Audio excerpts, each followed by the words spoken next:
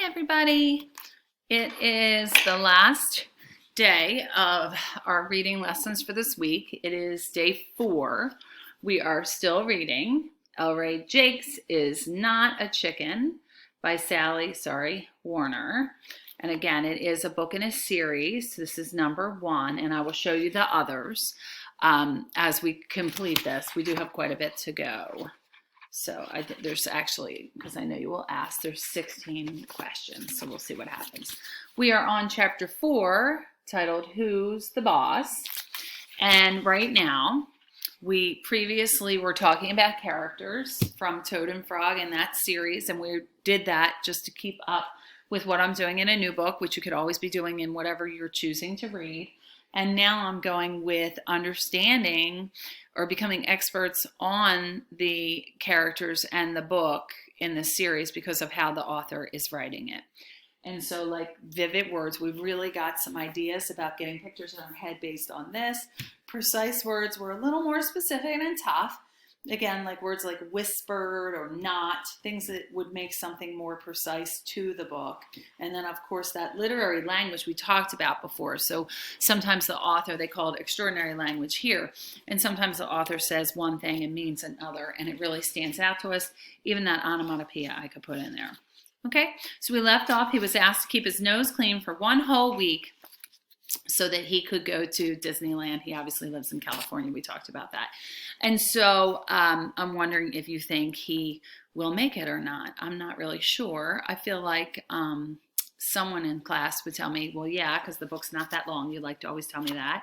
And we know that 2nd grade books usually, this is probably a 3rd grade book, usually end up in happiness. Right? So let's go. All right, chapter 4, Who's the Boss?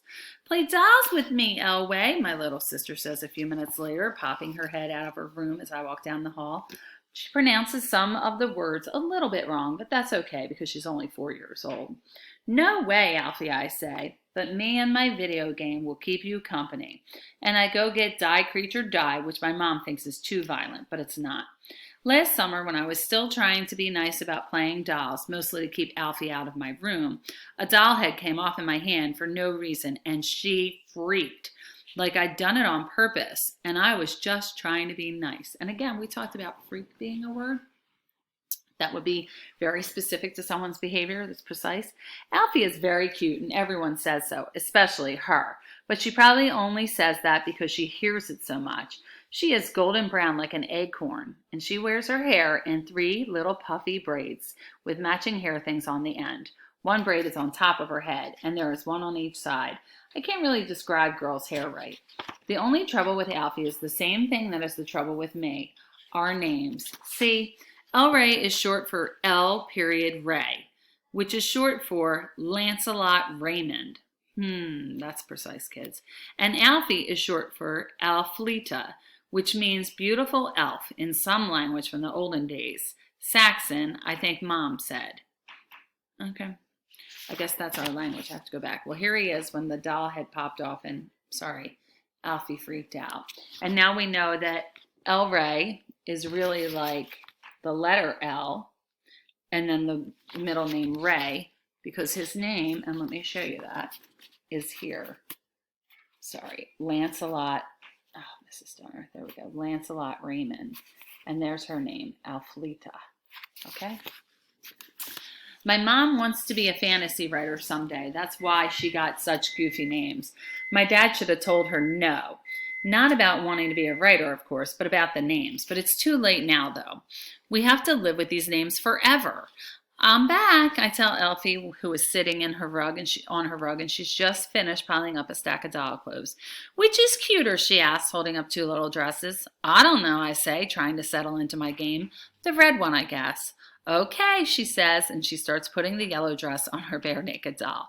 How come you even asked me which one is cuter, I say, feeling a little mad at her, even though I don't really care about the dresses, of course. So you could do the exact opposite? Nuh-uh, Alfie says, shaking her head as she tries to cram her doll's skinny arm through the sleeve. I'd just like to hear you talk, that's all. Oh, I say, feeling a little better, because nobody talks to me at the end of the day. Because nobody talks to me at daycare anymore, she said sadly. Oh, come on, Alfie, that's not true, I tell her. Because if there's one thing about my little sister, it's that she has a lot of friends. Friends are very important to girls, I have noticed. They even keep score about them, how many they have, what their ranking is. Friends are like a girl's very own personal sports team. That's pretty funny. That's some very specific language, huh? It's a different kind of language. Just comparing friends to a sports team would be absolutely something that's literary and you could get. It's different for boys, or at least me. Sure, I want to have at least one or two friends, so there will be someone to hang out with and watch my back, especially lately. But I don't get all bent out of shape about it. Suzette told the other girls not to talk to me, Alfie says, still looking down at her doll. Suzette is this bossy little girl in my sister's daycare who likes to keep all the other little girls scared about whether or not she likes them. Big deal.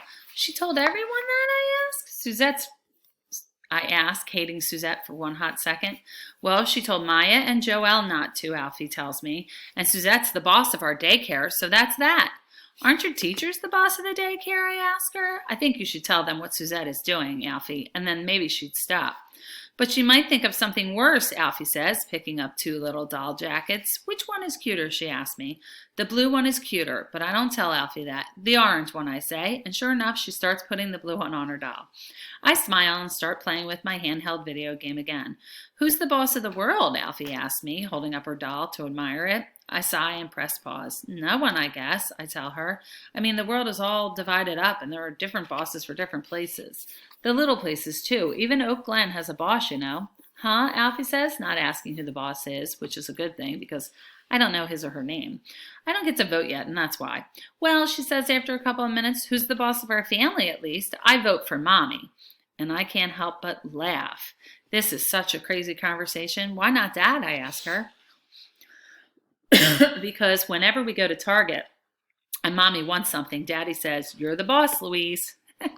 There again is literary language. So when he says she's the boss, does he mean she's really the boss? Probably in that situation, right?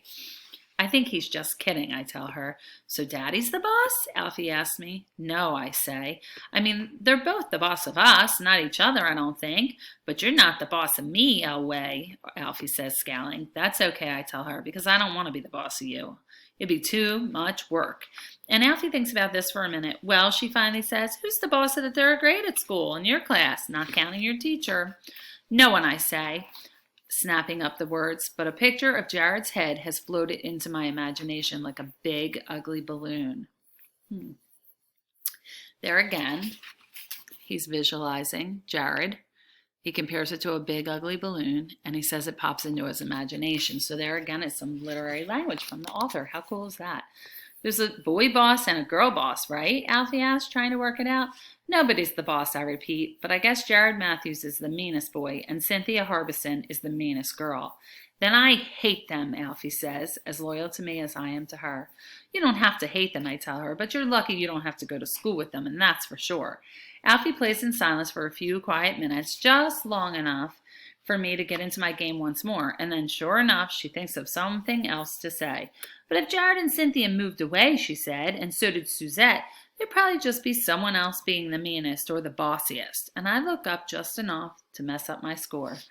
I guess you're right, I say, surprised that she could figure something like this out all by herself. Of course I'm right, Elway, she says to me, because there can't just be 3 holes in the world where those mean kids used to be. I guess not, I say, giving up and turning off my game. Sometimes when I talk to Alfie, I feel like I'm on a merry-go-round that just keeps spinning, no matter how much I want to get off.